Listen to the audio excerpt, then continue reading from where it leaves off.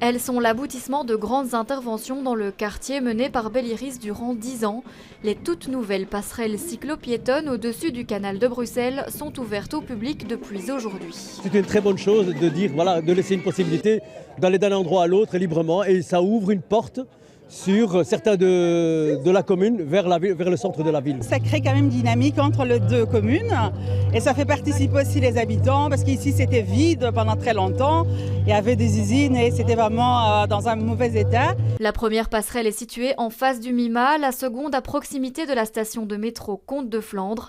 Elle crée des connexions plus sécurisées pour les piétons et les cyclistes entre les différents quartiers le long du canal. Tout ce qui peut relier les deux rives et nous amener plus facilement au centre-ville et faire venir plus facilement le centre-ville chez nous, c'est important. On n'est pas une commune de périphérie, on est une commune du centre de la ville.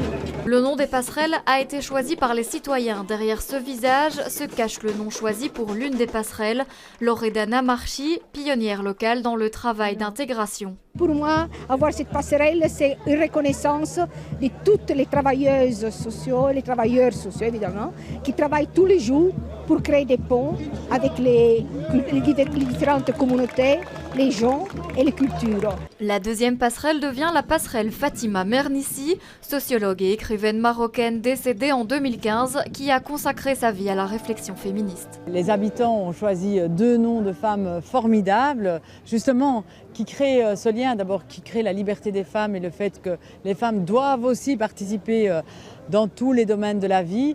Et puis elles ont combattu toute leur vie pour leurs idéaux, pour leurs valeurs d'égalité, ça c'est merveilleux.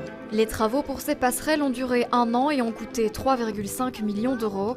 D'autres projets similaires sont en cours, notamment à Jette où une passerelle cyclo-piétonne est attendue pour 2022.